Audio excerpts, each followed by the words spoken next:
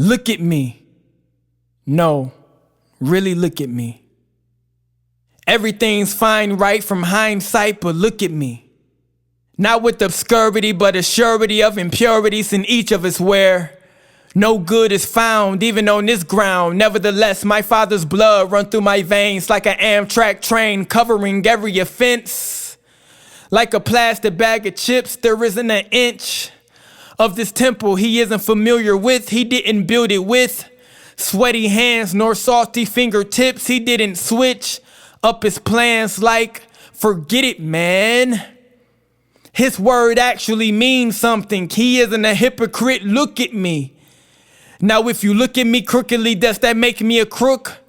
Remember, Jesus was considered a sinner because he sat with them for dinner. Paul was a killer, yet still he was delivered just to keep it real. I confess my sins, expecting to be healed. I admonish you to release that thing. Carnal minds can't defeat that thing. Spiritual warfare, we're at war spiritually. Encouraged by the cloud of witnesses and stories of prayer warriors, the Davids and Elijahs, the 3 Hebrew boys that danced in the fire. My situations aren't greater than my Savior, and if you ain't know, my neighborhood resembles a cemetery.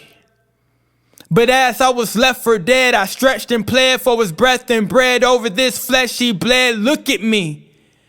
Can you see his glory exuding from my pores? The pain I've endured or just the pain that I've caused? How many souls have I derailed straight to hell so that I may excel?